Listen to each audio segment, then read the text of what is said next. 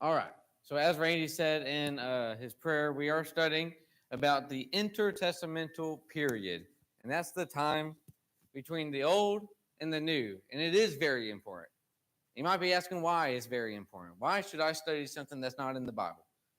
I'll tell you this: everything that happens in the intertestamental period affected the New Testament church. It shows us how groups formed. It shows us how the Romans got into power, how roads were made, how anything during that time was told and was shared and spread. And so this class of the three classes is going to be more on history. So I know that might put you to sleep, but hopefully I make it a little exciting for all the kids and all the adults that might not like history. But and then we'll talk about all the different kingdoms. We're going to look at the Bible because there's some scripture in the Bible that does talk about this intertestamental period. But I'm super excited for this class and for the three classes. We'll have youth led between, but it's going to be a great time of us learning and understanding context. I always push context. This is the biggest context class because it'll show us, and I'll try to point us in the direction of the New Testament and how the New Testament was shaped. Have you ever read the New Testament and wondered, where did the Pharisees come from? And why is Rome ruling over Israel? Well, that is during this period. But what is the intertestamental period? And it's a very long word. Sometimes it might be a little hard to say. But it's inter, which is between, and then testamental, the old and the new. So it's the time between, and it's about 400 years between the end of Malachi and the start of Matthew. And that's 400 years. That one page between the testaments is 400 years worth. And we study this topic. We're going to go through different ways that people present information. And so I got two books here that I've been using. One's by Jack P. Lewis on Between the Testaments, and then one's The Truth for Today on the intertestamental period and the minor prophets. And if you look at both of these, when we get to the Greeks, they're going to have two different dates. It will say, it will have between below the name like 323 to, and then the ending date is different. And we have to look at what's the context behind why they put that date. So the Between the Testaments is historical. Is when did that kingdom end? The Truth for Today is when did they rule over Israel? Both dates are correct, but it's two different messages between.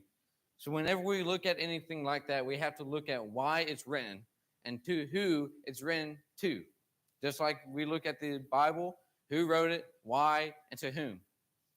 And so that's, if you're going through and you might see a date that's different than what I have, let's make sure to go back, look at what the context is for that person writing it, because you never know. It could be two correct dates, but it looks wrong. So what happened during these 400 years to change the world so drastically? I'm not going to expect y'all to answer that, but think to yourself, okay, what happened for the world to change from the Old Testament to the New Testament? Because the Old Testament is completely different. Well, we see, here's the very, very small timeline. We see Persian Empire from 538 to 322. Then the Greeks came in. And then we're going to talk about this period of rebellion led by the Maccabees. And then we're going to talk about the Roman rule. And I know it says 476 AD. We're not going to cover that. And there's way too much between there. We're going to cover to when Jesus was born. So first, let's talk about the history of the nations. What do we know from the Bible? Does any scripture jump out to mind when you think about history of the world?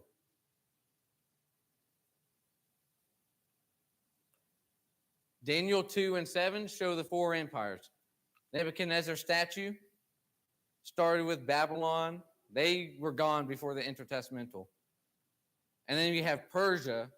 They were between, at the very end of the Old Testament, and then they went on into the betweens. We had the Greeks and the Romans, and then all other nations. So right there, we see a complete world history for everything that the Bible does not cover. Daniel 8 and 11 talk about the Greek rule that's going to come, and they really focus on Antiochus the Fourth Epiphanes. We'll talk about what he did. It's very interesting stuff. We see Nehemiah shows the Jews under the Persian rule. And then we see in Ezra 1, we see the Persian decree. And we'll get to that in just a couple seconds. But to start, it's the Persian Empire, 538 to 332 BC. To start, Cyrus the Great conquers, that's the map. That's at its peak what the Persian Empire was. They conquered a lot of land. That's nowhere near what we're going to see. So to start, Cyrus the Great conquers Babylon. He's the first emperor of the Persian Empire. He conquers them, and he also gave a decree for all the Jews to return to Jerusalem. And we can see that in Ezra 1, verses 1 to 4. And then we see in 522 BC, Darius the First becomes king. And we see him in Ezra 4:5 and Nehemiah 12:22. 516, we see the second temple being completed in Jerusalem. There's minor prophets talking about building the temple. And so this is all happening in the Old Testament. Then we see in 486 BC, Xerxes I, also known by that name, and some certain translations of the Bible, not going to try to pronounce it. He becomes king, and then later on he married Esther. We see 465 BC, Artaxerxes I becomes king, and we see that in Ezra 7. 458 BC, Ezra returns to Jerusalem in Ezra 7. 445 BC, Nehemiah rebuilds the walls. So we see a lot in the beginning of the Persian Empire in the Old Testament. And then 400 BC, the book of Malachi was written. And that's the last thing we hear. Between 400 and 332, not much happens politically. The empire doesn't really conquer anymore. But next week, when we talk about religious movements, a whole lot happens from 400 to 332 BC. So we'll talk about that next week. But then the Greek Empire. And surprisingly, a lot of y'all know the Greek Empire. You might not know just thinking about it. But that was the Greek Empire at its greatest. And you'll see a name on there that you might know. Alexander the Great. He came in 332 BC and conquered Persia. Now, Alexander the Great is known by a lot of people. But when I was younger, I never thought he was between the Old and the New Testament. And so it's cool to see, these are one of the fun facts. Alexander the Great influenced the New Testament because he brings in Hellenism. And we'll really talk about how that influenced religion during that time next week. But then 323, he died. And why? Does anybody know why that's super important? What was that, Randy? We have a split in a lot of divided kingdoms. 4 main ones, and then you have a whole lot more governors, but there's 4 main ones. But it got divided because he had no successor. He had no sons. And so when he dies, we then see his empires being divided among the generals. They're also called the Diadochi, which in Greek means successors. And those are Ptolemy, Cassander, Seleucus, Antigonus, and Lysimachus. Those are the big ones. Some like Ptolemy, Seleucus are your two huge ones, but then those are the main ones, and then they split into all the other small generals because Greek Empire was so huge, but they didn't really do much. And then, before we get into that, I'm going to go past their time and talk about some things that then later on happened. So in 250 BC, the Septuagint was being written in Alexandria, Egypt. And the Septuagint is the Greek translation of the Bible. We actually see it quoted in Matthew and some of Paul's writings, and definitely in Hebrews. And so that's the Greek translation of the Old Testament. And then we see in 198 BC, the Septuagint was written and translated for the diaspora, which is the scattered. It's talking about the Jews, and it's the Jews that don't live in Jerusalem. So all those that live outside of Jerusalem, it's the diaspora, the scattered, and that's why the Septuagint was written, because some of those people don't know Hebrew. They don't live in the Hebrew culture anymore. They live in the Greek culture. So that's why it was translated to Greek. And then 198 BC, Antiochus III takes control of Judah from the Ptolemies, and he is part of the Seleucid Empire. And then 175 to 164 BC, we see the reign of Antiochus IV Epiphanes. In 167, he outlaws Judaism. And also that year, we see the abomination of desolation. That sounds really fancy, but I'm not going to talk about it. You'll have to come next week to figure out what that's about. But the first big kingdom after Alexander died is the Ptolemaic kingdom. That was the size of them. That kind of northern Egypt, kind of going into Judea, and then above, across the sea, that's kind of their territory when they, at their peak. It was formed by Ptolemy the First, also known as Ptolemy Soter.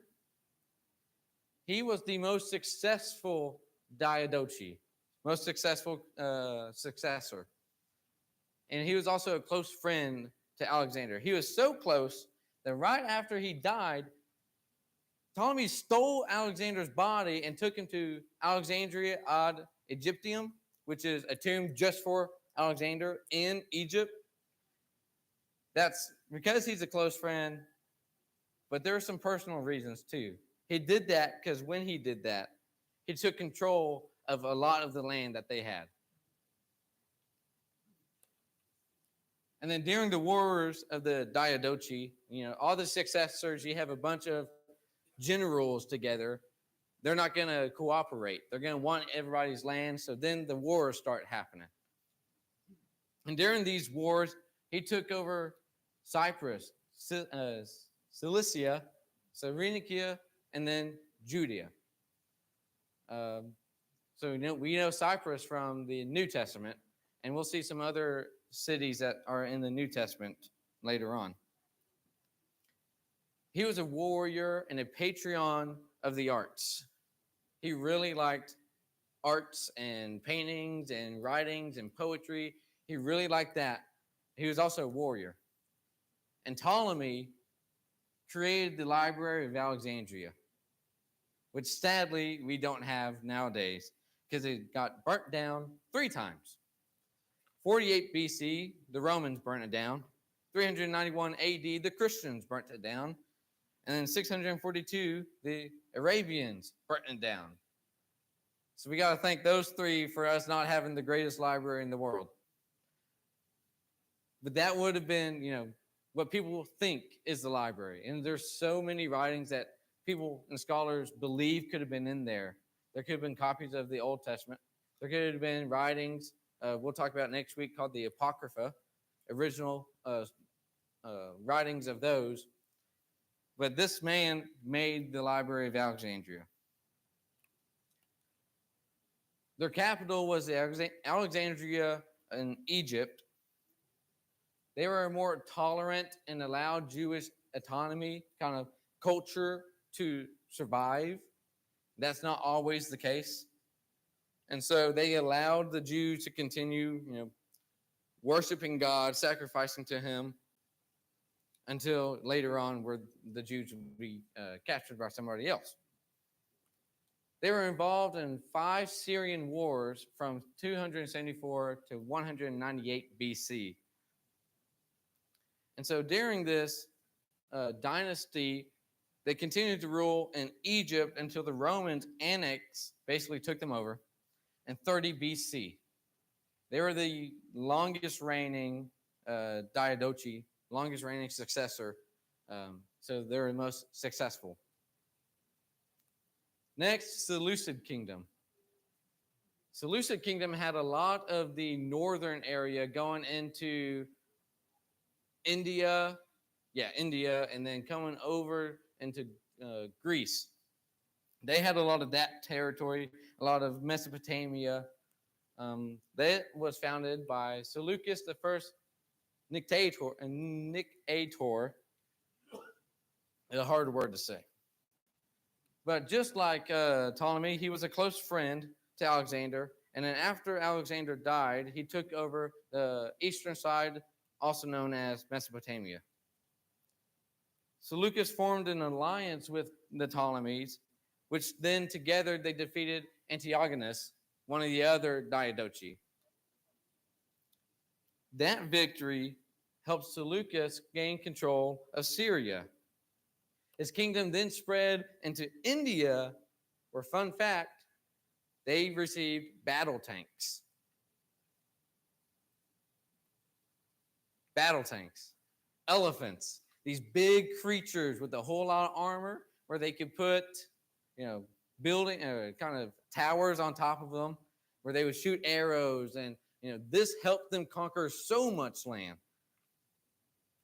And they didn't have just one. They most likely had thousands, maybe 10,000 battle tanks. Imagine an army now, like the United States Army, has thousands of battle tanks. We could take anyone out. They had that. That's the equivalent of some of the strongest tanks we have nowadays. And these elephants helped them win the Battle of Ephesus in 301 BC. And then Seleucus followed Alexander's example and established many cities. And 2 of those is Antioch, which we see in Acts 11 and 13, and Seleucia in Acts 13, verse 4. The Seleucids were in Syria, and most specifically, Antioch was their capital. But they were a more aggressive nation. They did not allow the Jews to do what they wanted with their culture. They really forced the Jews to follow them. And then the rise of the Parthia Empire, that's kind of out of Arab and that area. They came through Iran and weakened the Seleucid kingdom just enough for Pompey the Great, not the city Pompeii, but Pompey the ruler from Rome, to conquer them in 63 BC. And then that's the end of the Seleucid kingdom. If you have any questions while we're going, by the way, just raise your hand. I'll try to, look and make sure to get your question. But now, Antigonid kingdom. We see the blue. Okay, so Macedon up there. I couldn't find just a picture of them, but Macedon up there is what they had, kind of up there by Thrace. Antigonus the First, I'm going to try. Monophthalmus. I don't know what they were thinking back then with all the long names. It makes it harder for people like me to try to teach class. But he's the one that kind of formed them, and I'll go by his other name, Antigonus the One-Eyed. I'm guessing he was either a cyclops or lost one of his eyes. but he's the one-eyed. He was the oldest and most powerful when he was around of the Diadochi. In many wars, him and his son Demetrius took over majority of Alexander's empire, which looks a little different than what the picture showed. That will be later after he's already taken down. But this led to basically him rivaling with everybody. He was the most hated out of everybody. They all joined together to take him out. He tried to invade Egypt, which was owned by Ptolemy, but he failed, and he was later defeated by Ptolemy and Seleucus at the Battle of Ephesus in 301 BC. Antigonus died in battle after being struck by a javelin. Kind of gruesome.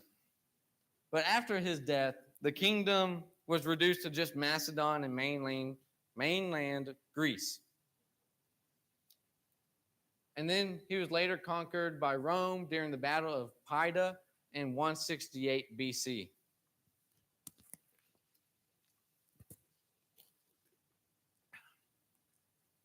Now the Antipatrid dynasty. Now, it's just a dynasty because this does not last long. It's not really a kingdom. But the founder, so we'll see Cassander is a founder. So they went by Cassander on these maps to help people understand the kingdom and the layout. But he originally had the Upper Greece. He was the son of King Antipater, which is why it's called the Antipatrid dynasty after his dad. He controlled Macedon and Greece from 323 to 298 BC. But then he died in 298 BC, and his brothers failed to keep control of the land. And bye-bye that dynasty. They just disappeared. And then we have Lysimachus dynasty. Same thing, doesn't last long.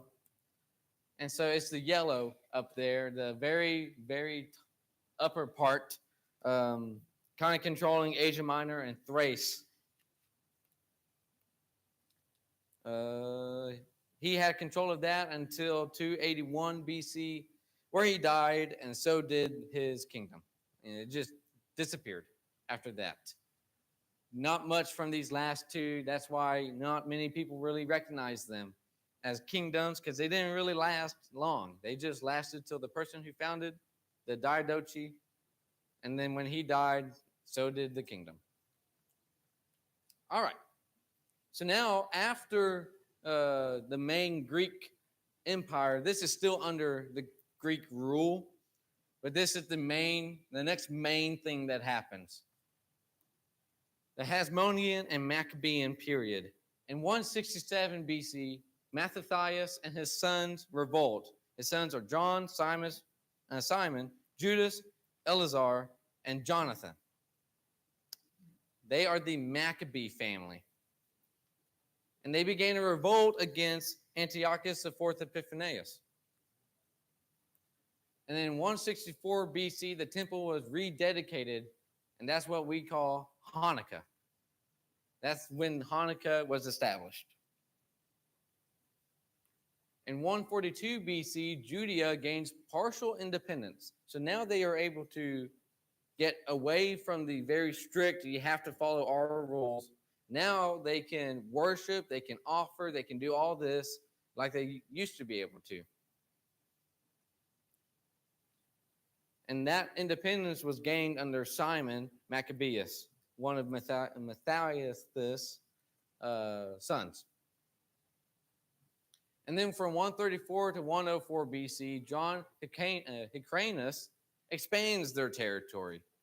And a lot of during this time, it was more religious growth rather than, kingdom growth. And so we'll really talk about the Maccabee period when we're talking about religion.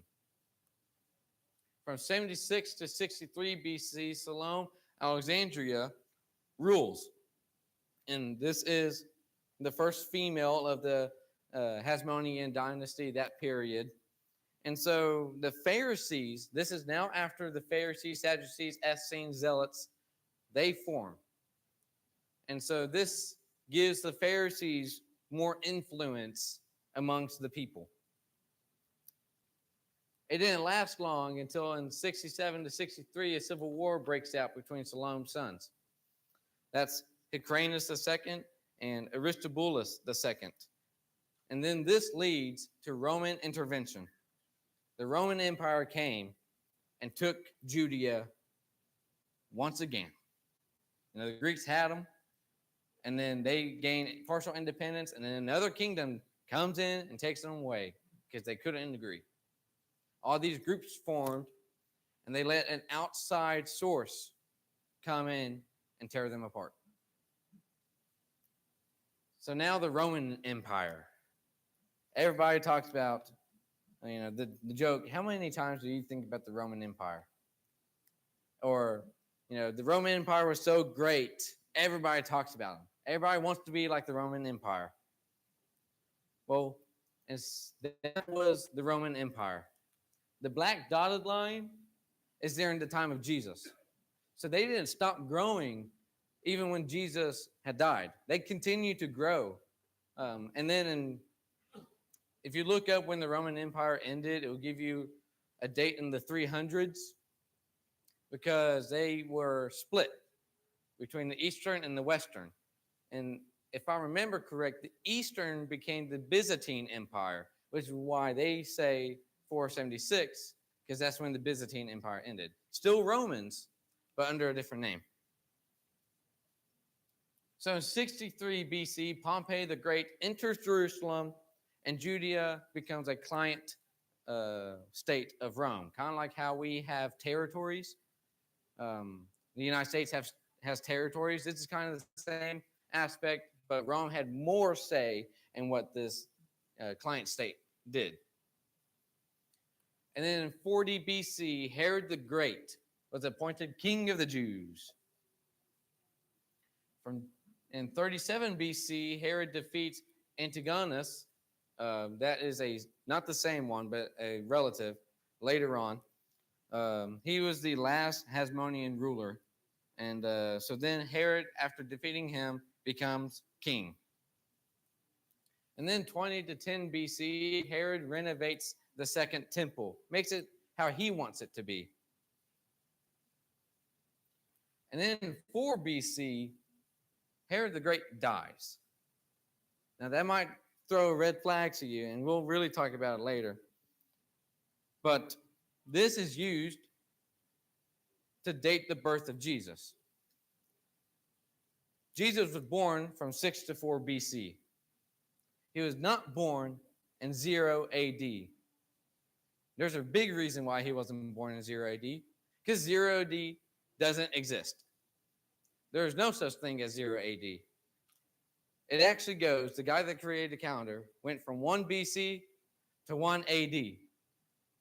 So if anybody outside says, oh, Jesus is born in 0 AD, you can just say it doesn't exist, because it doesn't.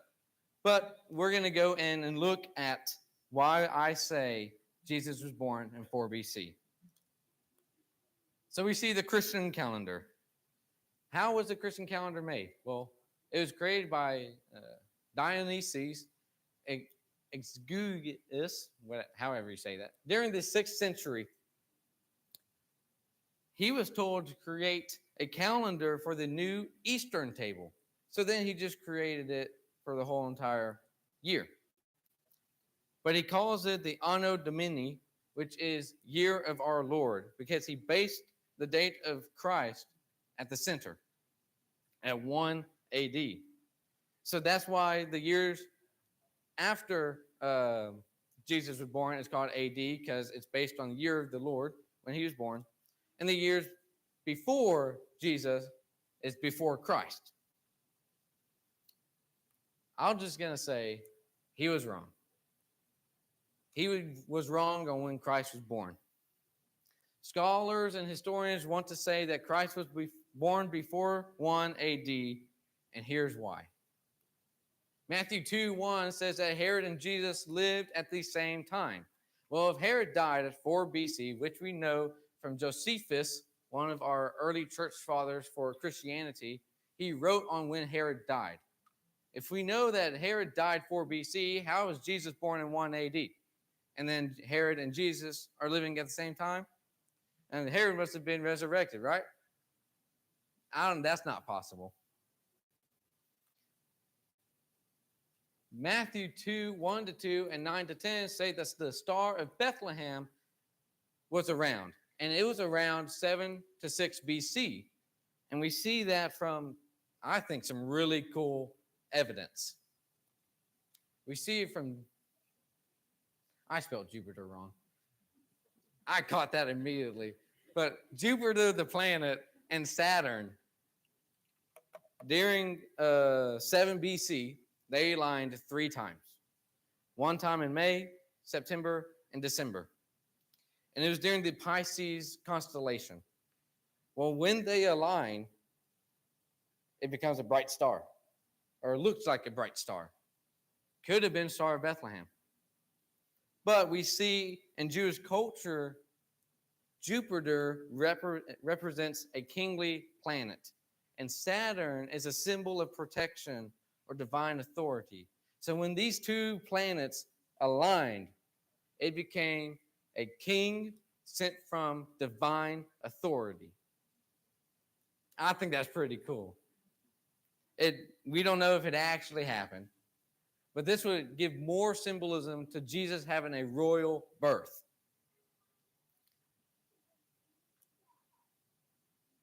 The only thing with these planets is that they wouldn't have been moving like Matthew described, the star moving around. So the other idea is that it's a nova. And a nova is a star exploding. And this could have happened around 5 BC. And when a star explodes, most of the time, a new star forms.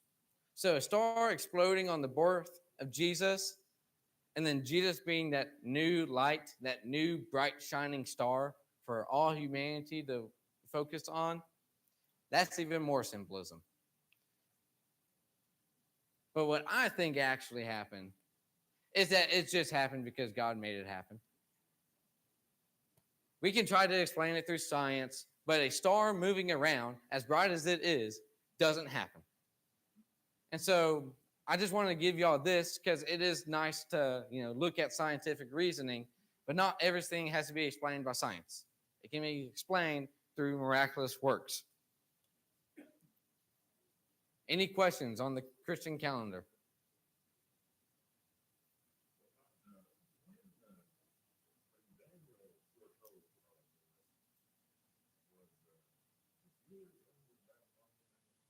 Yes. So during that time, the Jews were under Babylonian rule.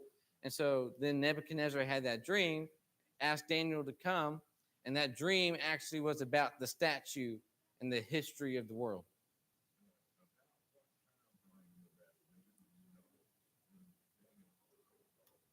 It would have been after 606 BC and before Persia, because 606 BC was when they were conquered by Babylon, and then when Persia came around in the 500s was when they weren't, and they were taken away from Babylon. So it would have been between that time frame. So way before the Intertestamental period started. Absolutely, because of God. A miraculous work because of God. And it's funny, Nebuchadnezzar had zero idea. He's like, oh, that's not going to happen. Well, pretty sure it did.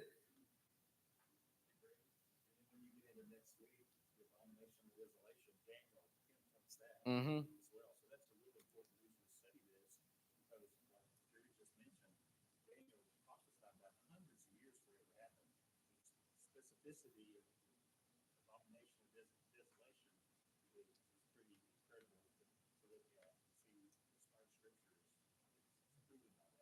Definitely. I'm really excited to talk about the abomination of desolation. It's one of the biggest turning points in this period of time.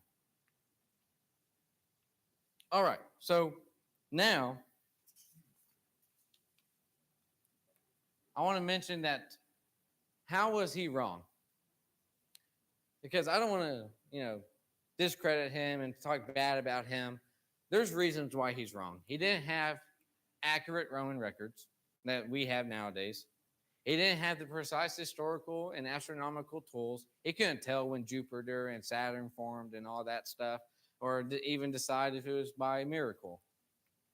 He didn't even have the modern historical critical methods that we have nowadays that scholars have come up with understanding the birth of Jesus.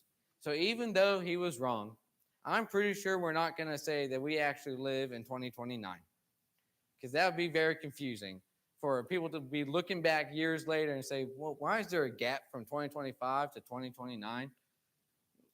That's just not feasible.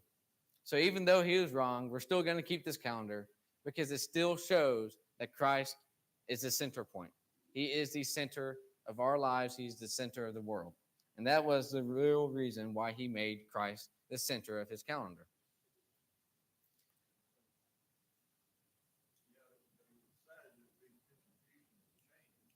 Yep.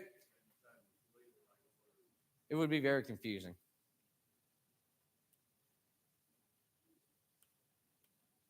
All right.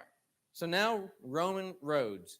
I wanted to take some time to talk about Roman roads because we see a lot of influence in the New Testament with roads that had formed and for people walking down certain roads.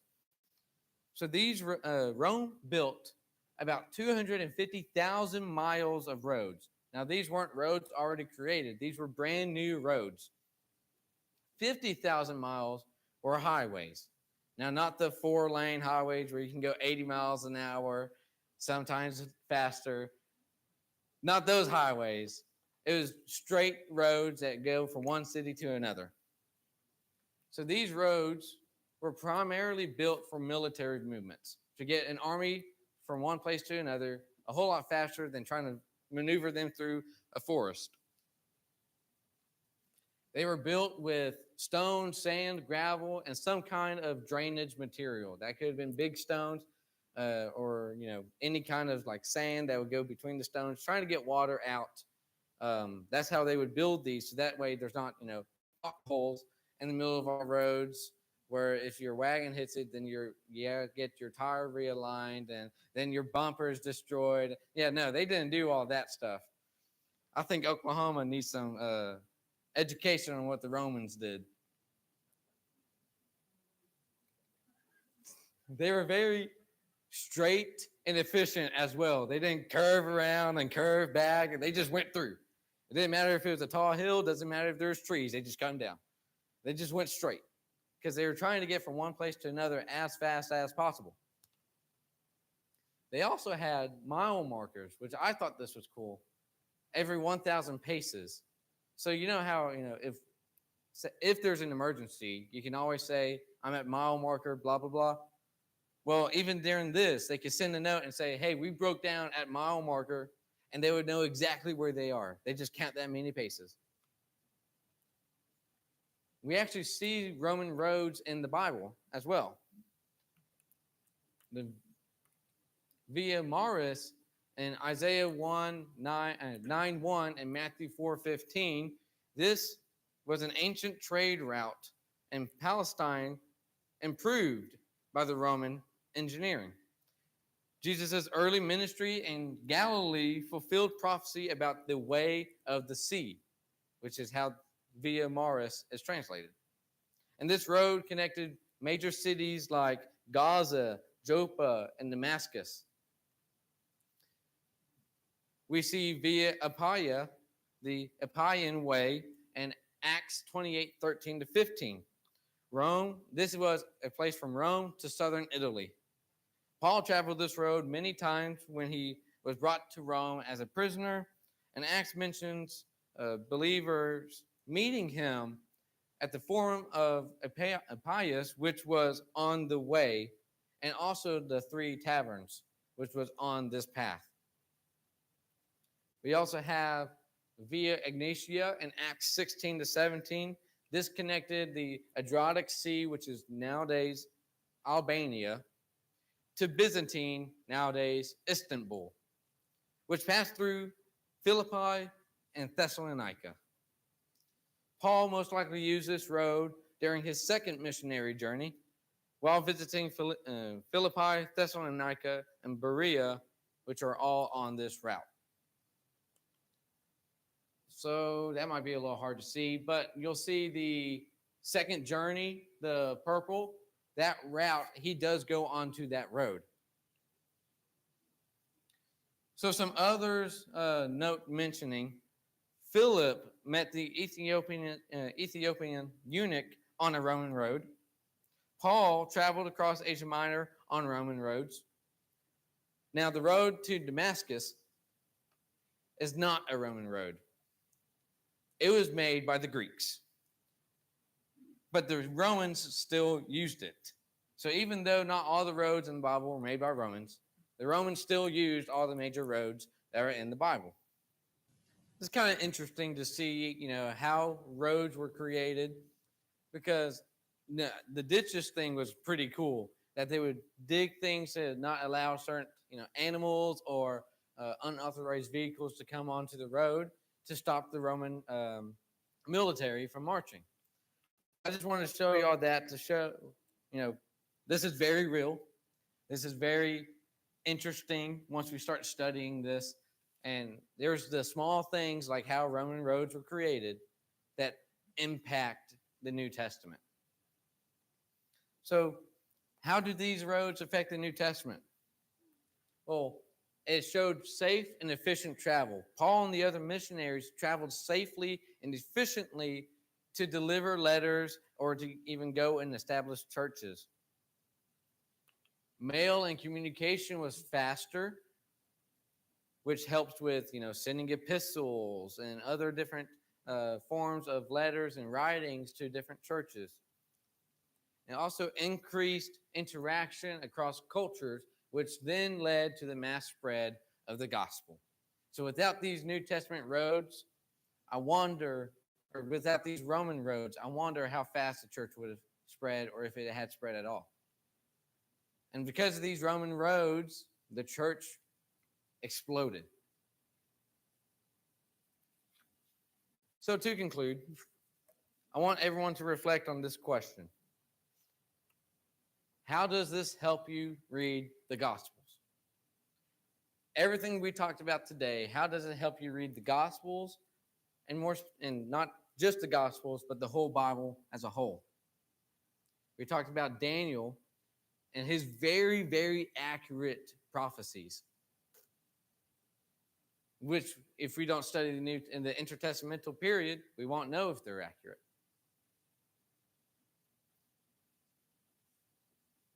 Any comments on this question?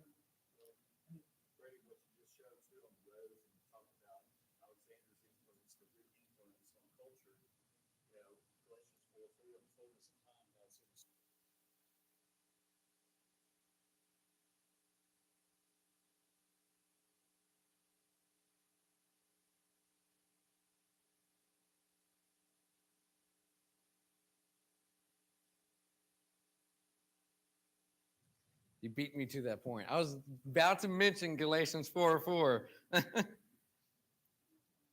So our application for this whole entire study today is that we got to trust God's faithfulness in uncertain times. Now, I talked about 2 weeks ago on Sunday morning, does God hear me? That question was definitely asked during these 400 years. And for us, we have to trust God. We have to trust his faithfulness to us. Because from Persian rule to Roman occupation, the Jewish people endured foreign domination, oppression, and shifting powers. We talk about, the Persians came, the Greeks came, all these powers came. It changed the Jews too. They went from worshiping to not worshiping to back to worshiping to not worshiping at all. And that changed them a lot. But they needed to trust God. God was still working. God was still working behind the scenes to prepare the world for Jesus. So what does this mean for us today? Just like the Jews, we live in a world full of political chaos, cultural pressures, and seasons where God may feel silent. Galatians 4:4. When the fullness of time had come, God sent forth his Son. God was setting the stage through empires, languages, roads, and rulers so that Jesus could come. So, my challenge to you, go back and read Matthew 1 to 2 with this political and historical background and write down anything you find that might be new. And if you don't find anything new, read it again, because we can always find something new in Scripture.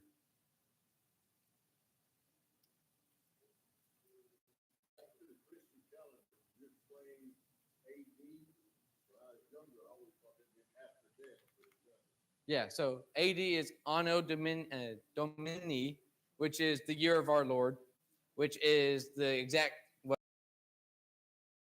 that Jesus was born. So him being is the start of this new culture. Then Christianity, that was the start of it. Was Jesus being born, or what he thought was the start of it? Really started when the world was created.